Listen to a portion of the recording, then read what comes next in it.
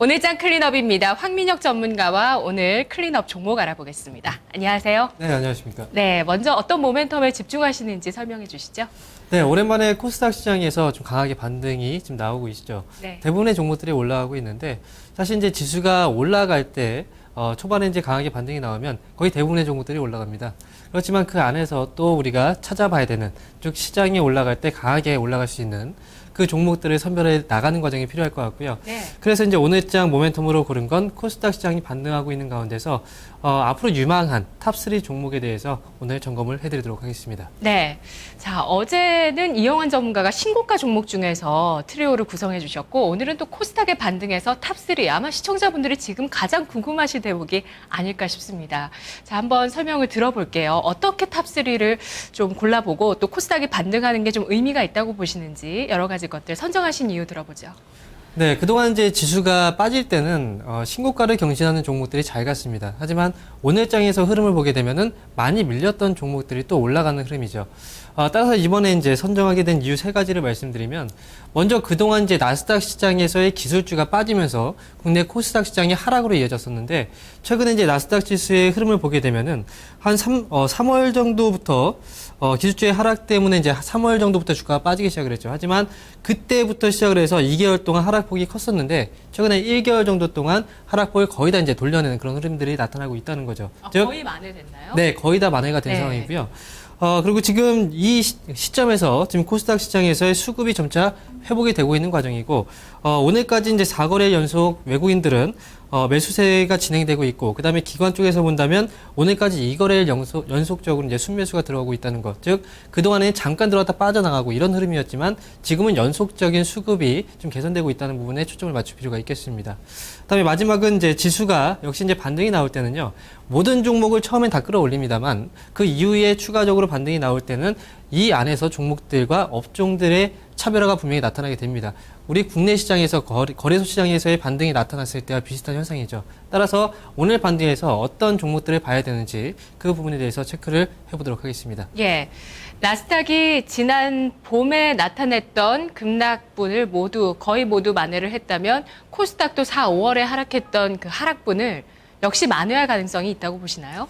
지금 이제 미국 시장하고 같이 올라간다는 판단은 조금 섣부른 것 같고요. 네. 일단 우리 국내 쪽에서 본다면 환율에 대한 문제가 좀 어느 정도 해결이 좀 돼야 되겠죠.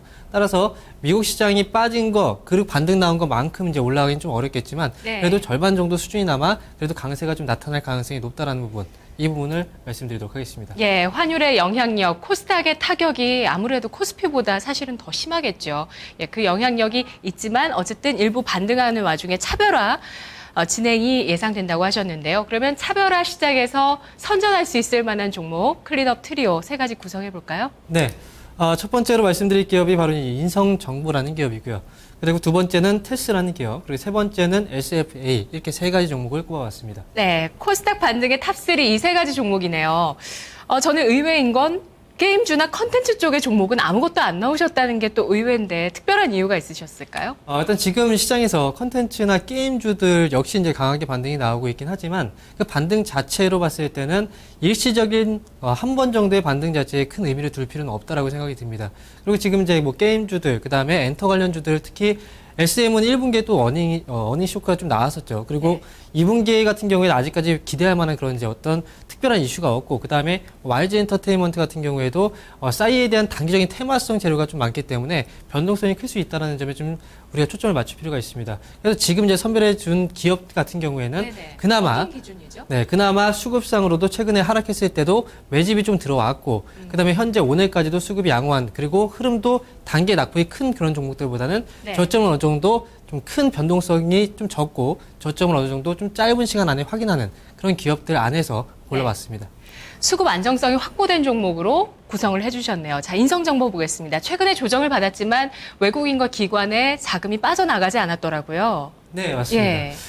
인성 정보는 당연히 이제 그 시장에서 이 기업에 대한 평가 자체는 성장성을 높게 또 평가하고 있는 기업이고요. 네. 그만큼 이제 시장이 하락할 때도 크게 하락하지 않았고 단기 하락 이후에 어느 정도 저점을 계속 확인해 주는 그런 과정이 나왔습니다.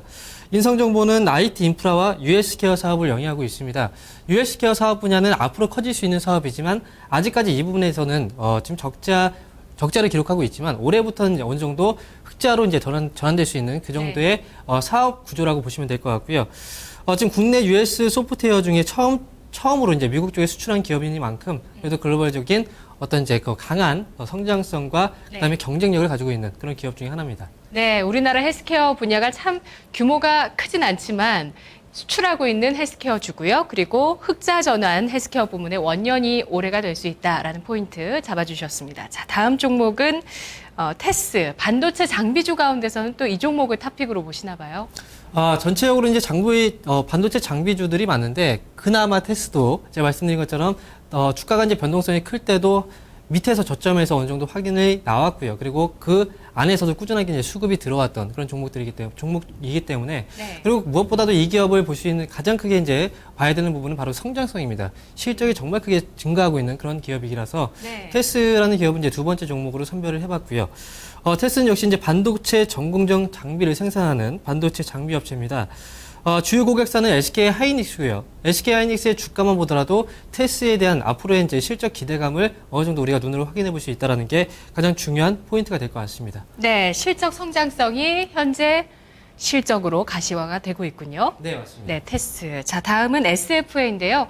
아몰레드 쪽을 은근히 좀 자주 다뤄주세요, 전문가님이. 네, 예. 지금 그 AM OLED 쪽을 제가 이제 많이 말씀드리는 건 네. 결국은 이쪽으로 진행이 될 수밖에 없는 그런 흐름이기 때문에 말씀을 드리는 거고요.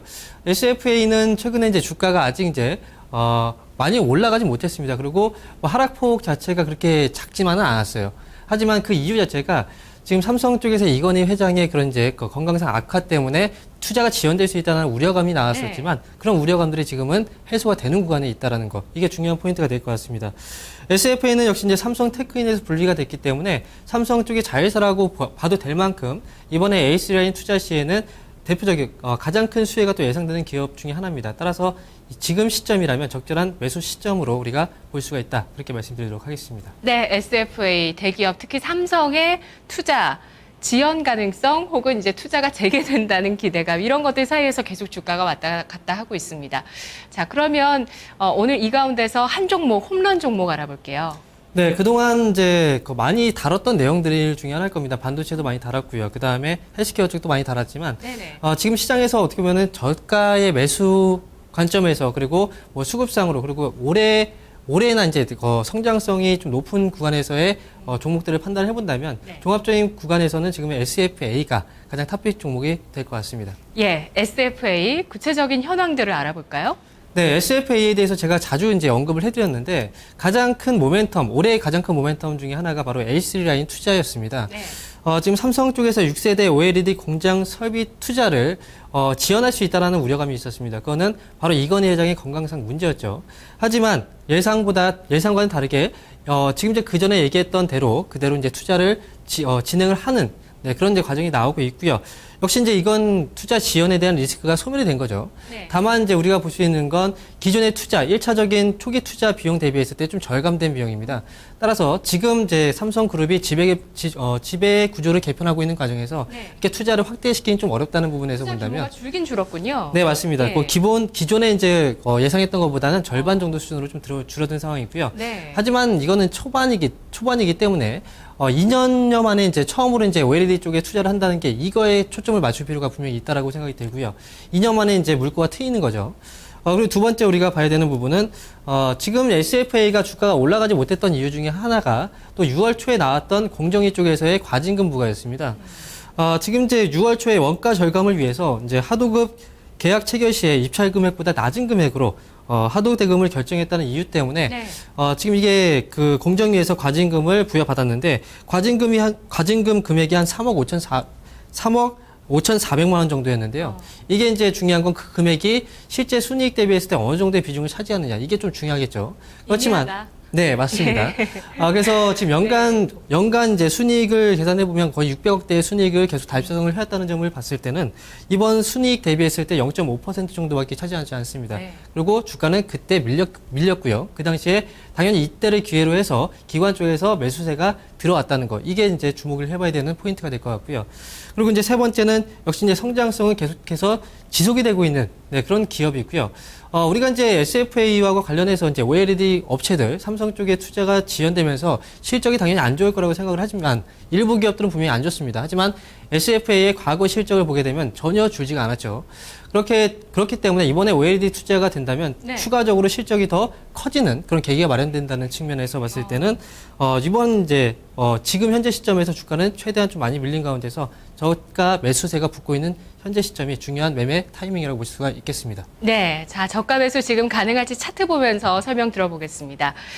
뭐 실적 안정성이 일단 있네요. 그리고 투자 규모가 A3 라인 규모가 예상보다 크게 줄긴 했지만 이런 부분들 뭐 플러스 알파로 실적에 도움이 될 것이다. 그리고 저가 매수 더군다나 가능하다고 하셨으니까요. 얼마에 사서 얼마에 팔면 될까요? 네, 차트를 보게 되면요, 최근 들어서 계속 이제 횡보흐름이 좀 나오고 있습니다. 이 차트를 좀 길게 보게 되면은 거의 이제 박스권의 흐름을 우리가 이제 확인해 볼 수가 있는데, 최근에 이제 주가 위치로 본다면, 주가는 거의 이제 박스권 하단 부분, 즉 4만 원 정도 자리에서 이번에 이제 반등이 나오고 있고요. 최근에 거의 3거래 정도 동안 계속해서 기관 쪽에서의 수급이 붙고 있는 상황입니다. 즉 밑에 내려왔을 때, 즉 4만 원 구간에서 지지력을 확인해 주면서 그때부터 매집이 들어오고 있다라는 걸 우리가 확인해 볼 수 있습니다. 네. 일반적으로 기업들의 주가 흐름을 보게 되면요, 주가가 이제 밀려 내려오다가 어느 정도의 저점을 박스권의 흐름으로 횡보흐름이 나오고 나서 박스권의 상단을 탈피하면 그때부터 강한 시세가 분출이 됩니다. 일반적으로 이제 주가 차트를 보게 되면 거의 대부분의 종목들이 이런 흐름이고요. 현재 구간에서 박스권 하단 부분은 당연히 적절한 매수 타이밍이 되겠죠. 그리고 지금 7개월 정도 횡보를 한 거네요. 지금 이제 길게 봤을 11월부터? 때는 뭐 그 정도 좀 오랜 예. 기간 동안 횡보를 했지만 지금 그 안에서도 역시 이제 횡보 기간이 길면 길수록 그 안에서 또 탄력성, 주가 올라갈 때 그만큼 이제 눌린 만큼 탄력이 좀 크게 올라가는 경우가 좀 많이 있습니다. 네. 따라서 지금 이제 4만 원대 초반 가격대는 당연히 매수 시점으로 정말 적절한 타이밍이 될 것 같고요. 박스권을 돌파하게 된다면 당연히 추가적으로 좀 크게 한번 시세가 나올 수 있는 그런 종목이 될 것 같습니다. 따라서 매수할 때는 현재 구간에서 4만 1,000원대 가격을 형성하고 있는데 매수가 4만 1,000원에서 4만 1,300원 정도 수준이면은 충분히 적절한 매수 타이밍이 될 것 같습니다. 그리고 박스권의 흐름으로 우리가 짚어드렸기 때문에 손절가를 제시해드리면 박스권 하단 부분에 위치해 있는 자리가 지금 39,900원 정도 자리입니다. 그렇기 때문에 39,900원을 손절 가격으로 잡으시고요. 목표가 지금 이 기업은 워낙 이제 밑에 좀 깔려 있고요. 실적은 좋지만 그만큼 올라가지 못한 기업이기 때문에 좀 중기적인 관점에서의 목표가가 당연히 중요할 것 같습니다. 따라서 중기적인 관점에서의 목표가는 55,000원으로 제시해 드리도록 하겠습니다. 네, 알겠습니다. 자, 중기적인 보유를 권하고 있는 종목 SFA였습니다. 전문가님 분석 잘 들었습니다. 네, 감사합니다. 고맙습니다. 네, 코스닥이 반등하는 구간에서 가장 먼저 접근하셔야 되는 쪽 오늘 포인트를 잡아봤는데요. 그 모멘텀은 바로 수급이었습니다. 수급의 안정성이 있으면서 앞으로 성장성이 기대되는 종목 가운데서 SFA의 전략이었습니다. 저는 2부에서 다시 돌아옵니다.